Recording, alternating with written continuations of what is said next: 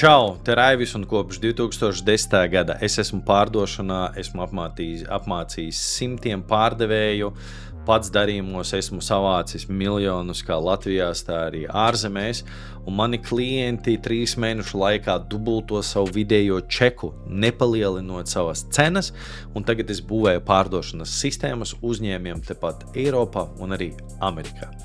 Un šodienas video tu redzēsi 5 tehnikas, ar kuru palīdzību, strādājošas tehnikas, tu kā pārdošanas nodaļas vadītājs vai uzņēmuma īpašnieks vari savu slikto mēnesi pārvērst ļoti labā mēnesī, ieviešot pāris lietas pārdošanas procesā, kas ļoti labi pacels tavas komandas garu un vilkmi tam, lai noslēgtu vairāk darījumus. Tāpēc lecam iekšā. Nu ko, pirmā lieta, un tas nebūs nekas jauns, ir konkursi. Tā ir viena no labākajām lietām, it īpaši, ja tev ir liela pārdošanas komanda. Jo lielāka komanda, jo daudz interesantākas lietas var izdomāt par to, kā viņus var sadalīt grupās, par ko viņi var sacensties, kā viņi var sacensties un ko viņi var iegūt un cik garš tas var būt. Ja? Viena lieta, ko es esmu sapratis šo 16 gadu laikā, ir, jo garāks konkurss ir, jo grūtāk noturēt šo motivāciju. Tāpēc optimālā konkursa laiks visticamākais ir pāris nedēļas, jo parasti ar konkursiem ir tā, ka jo spēcīgāks ir pretinieks, un tad, kad līderis sāka atrauties pāris nedēļu laikā, jo grūtāk būs viņu panākt, un tad cilvēki jau viņiem zūd motivācija kaut ko darīt lietas labā, tāpēc, lai panāktu šos cilvēkus, kas jau tur priekšā. Kas ir svarīgā lieta konkursiem pašiem pa sevi? Pirmkārt, ir jāpadomā par to, lai viņš ir interesants un arī realistiski sasniedzams. Jo, ja tu ienāc savā pārdošanas komandā un tu saki, tā, nu ko, ja mēs iztaisam reiz 10 rezultātu katram pa Lamborghini, ja? Nu, tas nevienu īsti neizkustinās, tāpēc principā tam pieaugumam uz to rezultātu jābūt, nezinu, tur plus 10, 20, varbūt 30% atkarīgs no tā, ko tu pārdod, kā tu pārdod, ko jūs esat darījuši, ko jūs esat sasnieguši, ko jūs neesat sasnieguši, un tur faktiski ir jāapsēžas un jāpaskatās vienkārši dati uz aizmuguri un jāpadomā, par ko tu esi gatavs maksāt, ja? Nu, faktiski es kad esmu darbojies gan kā uzņēmuma vadītājs, gan kā pārdošanas nodaļas vadītājs, vienmēr skatījos atpakaļ datus, ko es varu redzēt, un tad gāju tur pie savas vadības vai pats ar sevi diskutēju par to, ka hei, vai mēs varam kaut ko tādu izdarīt. Bet gandrīz pie jebkura settinga, ja, tā kā tavā komandā visticamākais, ka tu vari ielikt konkursu pat ar simboliskām balvām. Ja? Tas var būt dāvanu kartes, tas var būt krekliņš, tā var arī būt lieta, kas nemaksā neko. Brīvdiena, vai piemēram, tu vari piekdienā aiziet ātrāk prom no darba, tas, kurš visvairāk savāc naudas, piekdienā aiziet ātrāk prom no darba, vai tas, kurš, nezinu, tur visvairāk tā komanda vai cilvēks, kurš savāc visvairāk naudas, tas, kurš ir vissliktāk performējis, pienes viņam kafiju visu dienu vai visu nedēļu. Ja? Tātad variācijas ir daudzas, svarīgās lietas ir tādas, lai konkurss nav ilgs, lai viņš nebūtu ilgāks nekā 2-3 nedēļas, optimāli 2, lai būtu realistiski sasniedzami rezultāti, un, ja tur ir daudz pārdevēju, tad, lai arī tur būtu kaut kāda veida competitions savā starpā, lai viņiem būtu interesi virzīties uz priekšu un to darīt, un arī kustēt uz priekšu. Ja? Un 2 nedēļās pieaug rezultāts, un komanda ir motivēta. Nākamā lieta, otrā lieta, ko tu vari darīt kā vadītājs vai arī kā pārdošanas nodaļas vadītājs vai kā uzņēmuma īpašnieks, ir pieslēgties reālu darījumu noslēgšanai. Ja? Tad, ja tava komanda tagad pārdod, un viņi tiekās katru dienu ar klientiem, un katru dienu beidzas kaut kādas darījuma sarunas ar to, kad nav noslēgts darījums, tad iespējams tavam pārdevējam nepietiek kreativitātes tajā konkrētajā brīdī, lai novest šo sarunu līdz galam. Ja? Un tas stāsts varbūt arī nav vienmēr par to kreativitāti, bet iespējams viņš nemaz nezina par to, cik elastīgi jūs varat būt, lai panāk klientam pretī, un dažreiz cilvēkam ir jāparunā ar vienkārši citu cilvēku, lai novest šo darījumu līdz galam. Ko tad es esmu darījis? Ja? Tad es iesaku tev vienkārši pieslēgties tajā darījuma noslēgšanas brīdī un paprasi, lai šis pārdevējs tev izstāsta hei, kāpēc šis darījums nenotika, jā, tā kā, un kas tavuprāt būtu jāizdara, lai mēs šo darījumu varētu noslēgt. Un tas, ko tu vari darīt, tu vari sazināties ar šo klientu un reāli viņam paprasīt, klau, zin kā ir, es skatos, ka es esmu XYZ, jā, tā kā redzu, ka tu runāji ar manu kolēģi Jāni, un redzu, ka īsti neizdevās tā kā virzīties uz priekšu, varbūt izstāst no savas perspektīvas, kas atgadījās. Jā? Un zinot jau kaut kādu šo kontekstu, aprunājoties ar klientu, iespējams, tu vari šo darījumu palīdzēt, tā kā nostumt līdz galam. Jā? Kas vēl ir par lietu, ko tu vari darīt, tad pārunājot šīs lietas kopā ar savu pārdošanas menedžeru un cilvēku, tu vari viņam iedot idejas kaut kādas, izstāstīt viņam kaut kādas, es nezinu, frameworkus, ar kur palīdzību viņš varēs tos darījumus noslēgt līdz galam. Ja?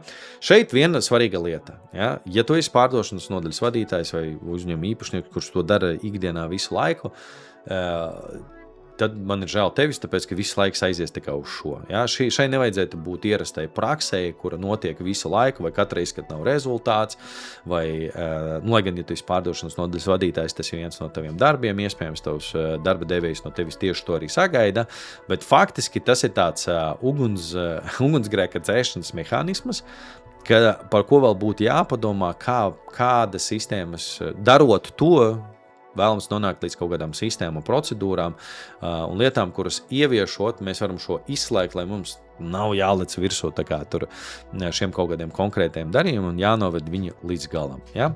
Dažreiz pietiks ar parunāšanu, dažreiz būs tā, ka pārdevējs pateiks, es nemaz nezināju, par to es neiedomājos, es nezināju, ka mēs tā varam, es nedomāju, ka mēs varam tā piedāvāt un tā tālāk un vēl projām. Un parasti kaut kādus darījumus var izķert laukā un novest tos līdz galam. Ja?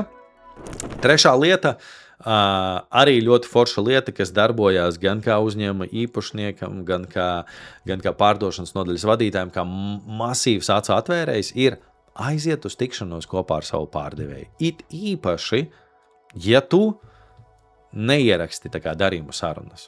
Ja?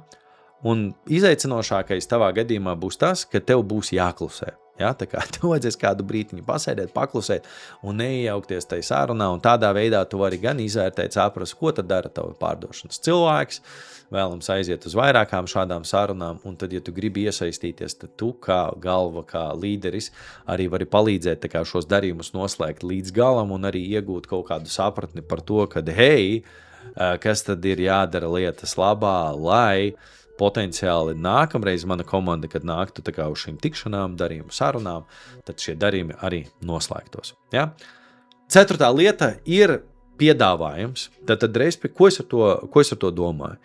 Izdomā labāku piedāvājumu uz šo mēnesi. Ja? Kas notiek, tava komanda, tavi klienti, viņi visi ir pieraduši, pieņemsim, tu pārdot kaut kāda veida lietu par X cenu. Protams, ja tas ir iespējams.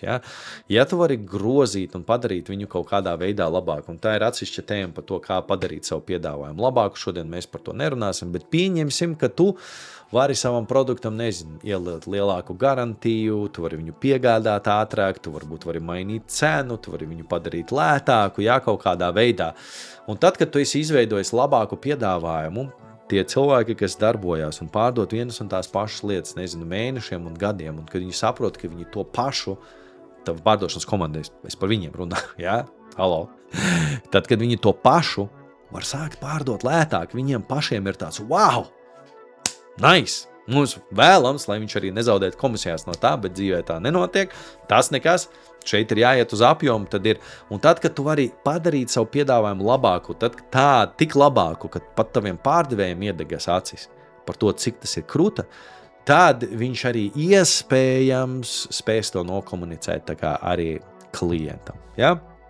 Šajā gadījumā, ja mēs runājam par pakalpojumu biznesu, viena no vienkāršākajām lietām, ko izdarot, nemainot darījuma čeku, ir pielikt klāt vēl kaut kādus papildus deliverables klientam, ko viņš vēl saņems. Varbūt ilgāku atbalstu, vairāk treniņu, kaut kādas lietas, un tad pārdot. Bet tam ir jābūt, vai tur papildus tikšanos ar kādu guru, vai kaut kādu elementu, kas klientam tiek izbūvēts, un tā. Nevis cenas atlaide. Un šeit var uzreiz arī taisīt kombo. Ja tu uztaisi foršu piedāvājumu, un atceramies, ka es biju pirmais, tas bija konkurss, un apvienot to ar konkursu, tad, teiksim tā, tas ir dubulta efektīvs pasākums, kas tavai komandai palīdz virzīties ātrāk un iet uz priekšu. Un piektā lieta, pati svarīgākā, un lieta, kas faktiski ir vairākos uzņēmumos reāli un patstāvīgi palīdzējusi ienest darījumus un arī uzņēmumos, ar kuriem es esmu strādājis. Respektīvi, mēs to saucam par, angļu valodas nosaukums tāds ir reoffer, tas ir tad, kad tu klientam vēlreiz piedāvā to pašu, ko viņš jau gribēja nopirkt, tikai uz labākiem nosacījumiem. Ko tas nozīmē? Respektīvi, tas ir tāds zvans, visiem tu ņem un sāc zvanīt, jo visu šī video mērķis ir darbības, kuras tu vari izdarīt priekš tam, lai tava komanda savāc vairāk rezultātus. Un starp citu, ja tu esi arī ambiciozs pārdevējs un tu šo skaties, tad šis tev noteikti palīdzēs. Respektīvi, ko es daru? Es paskatos visus klientus, kuriem es esmu jau izteicis piedāvājumu sadarbības. Ja? Viņi jau zina. Gan nosacījumus, gan arī cenas, gan arī termiņus. Viņi visu zina, bet kaut kādu iemeslu pēc, vai nu es nemāku apstrādāt iebildumus, vai viņiem ir kaut kādas savas lietas, kas viņus kavē, darījums vēl nav noslēgts, un viņi ir tā kā manā šajā pārdošanas piltuvē, un viņi tur sildās, man tur ir zvanīja, iepriekšējā video mēs skatījāmies par to, kā CRMs izskatās, man tur ieplānotas aktivitātes. Bet neviens jau neliedz man tos klientus uzrunāt. Un mans mērķis ir piezvanīt šim klientam un izteikt viņam labāku piedāvājumu, lai noslēgt darījumu. Ja? 4. punktā par to, kā ietekmēt komandu, mēs runājam tad, kad jūs iedodat labo piedāvājumu visiem. Bet šeit es runāju par tādu kreatīvu pieeju, kad es zvanu klientam, un es viņam uzdodu pāris strateģiskus jautājumus. Es viņam zvanu un saku, Jāni, čau, te Raivis. Es zinu, ka mēs runājam par to, kā tu gribēji atrisināt šo lietu savā uzņēmumā, vai tu vēl joprojām plāno to darīt, vai tu jau esi padevies. Šeit es atgādinu cilvēkam, kāpēc par to problēmu, ko viņš gribēja risināt. Un, godīgi sakot, neviens arī negrib atzīties to, ka viņš ir padevies uz kaut ko. Un ja viņš man saka, ka viņš vēl joprojām ir interesēts, ja, es negribu klausīties visus tos, es labprāt izvairos priekš tam, lai klausīties to, kāpēc viņš to nevar izdarīt, jo tas nav mans sarunas mērķis. Un tad, ja es saprotu, ka viņš grib vēl šīs problēmas atrisināt, mans nākamais jautājums ir par to, ka vai viņš vēl joprojām redz, ka tas, ko mēs šeit darām, vai Jāni, vai tu joprojām vēl redzi, kad mēs esam tā kā šis uzņēmums, kas tev potenciāli ar to var palīdzēt. Ja?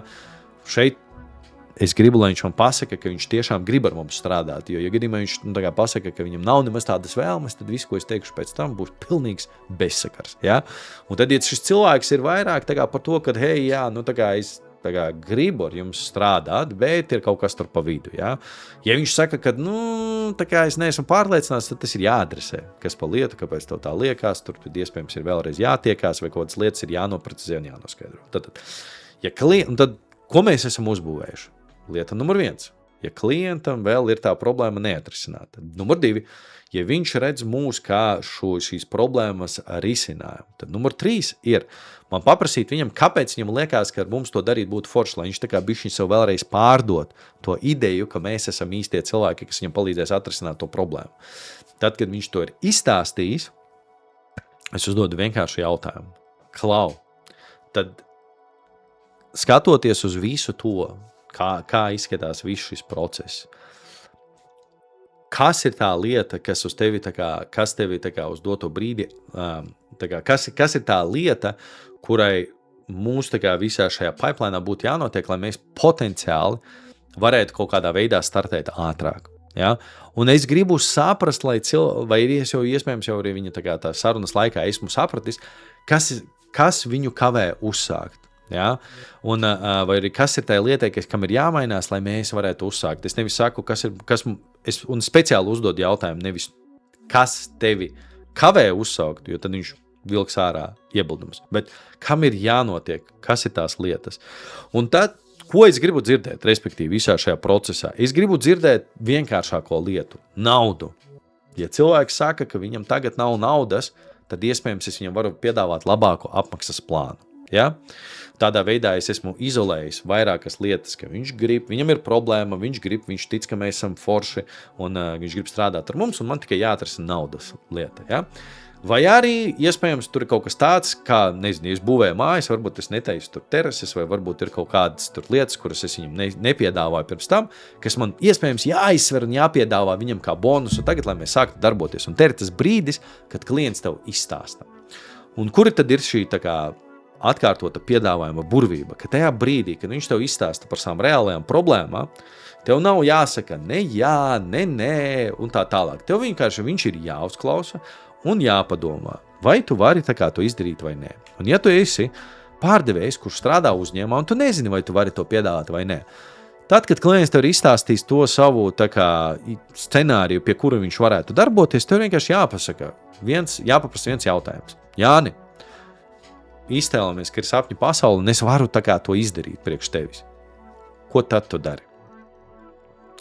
Un ja tava atbilde ir no klienta, tad es ķeros klāt un uzreiz daru tagad, tu saki, klau, ok, es sapratu, tad tas, ko es izdarīšu, es tagad beigšu sarunu, es aiziešu pie savu uzņēmuma īpašnieka vai vadītāju un pamēģināšu sarunāt, vai mēs, pamēģināšu šo izrunāt, un tad es tev padošu ziņu, vai mēs varam to izdarīt vai nē. Viss. Tu noliec klausuli, kā pārdevējs, ej runā ar savu vadītāju un skaties, ko tad viņš stāsta, un varbūt jūs varat kaut kādā veidā kreatīvi pakustināt šo darījumu uz priekšu. Protams, ar laiku tev izstrādāsies jau kāda sapratne par to, kas ir fantāzijas un kas ir realitāte. Ja tu esi pārdošanas nodaļas vadītājs vai uzņēmējs, kas tā kā šī sarunas laikā tā kā to dara, kas ir sarunā ar klientu, nevis pārdevējs, tad uzdot to pašu jautājumu. Pasaki, iztēlamies, ka mēs tā kā varētu to izdarīt. Ko tad tu darītu? Un ja cilvēki ir atbildi jā, tad tev ir jāpieņem ātrs lēmums. Ja tu vari viņam panākt pretī, tad viņam saka, ok, let's go, let's do it. Un nostiprini šo darījumu tādu un tās tikšanās laikā. Es iesaku neizbeigt tā kā to sarunu, jo ja tu esi viņam izdarījis kaut kādu super labāku oferu tagad, tad svarīgi, lai viņš viņu pieņem tagad uzreiz. Tā ir tāda appusējs kompromiss, kur tu izdari kaut ko bišķiņ labāk priekš klienta, un viņš atkal izdara priekš tevis, noslēdzot to darījumu uzreiz. Nekādā gadījumā nevajag atstāt šo bumbu klienta pusē, kur viņš tāds, ja tu tā vari, tad es tev pēc 5 mēnešiem padošu ziņu. Kāda jēga tad no šī foršā ofera, un tā tikai tu izdalīsi visu labo saviem klientiem, neko nedabojot pretī. Lūk. Šīs bija 5 lietas, 5 metodes, ar kuru palīdzību tu vari ļoti ātri ietekmēt to, kā tava pārdošanas komanda performē jau tagad šajā mēnesī, un kā tu vari pārvērst sliktu mēnesi ļoti labā. Ja tev ir kaut kādas citas metodes, kuras tu izmanto, par kurām es nestāstīju, padalies ar viņām lejā komentāros. Obligāti, ja tu esi noskaties tik tālu šo video, tad uzspied to laiku pogu tur lejā. Tas ļoti forši man katrs laiks silda manu sirdi. Un ja šī tēma par pārdošanu, darījumu noslēgšanu tev liekas aktuāli, tad es katru nedēļu publicēju trešdienās šajā kanālā jau vairāk nekā gadu video. Obligāti uzspied to subscribe pogu. Un, starp citu, ja tu esi uzņēmējs vai pārdošanas komandas vadītājs, un tu gribi atrast jaunus veidus, kā tu vari potenciāli palīdzēt savai komandai performēt labāk, tad noteikti piesakies, lejā būs linki uz manu mājaslapu, vai arī ieej vehes.com ar www.vehes.com,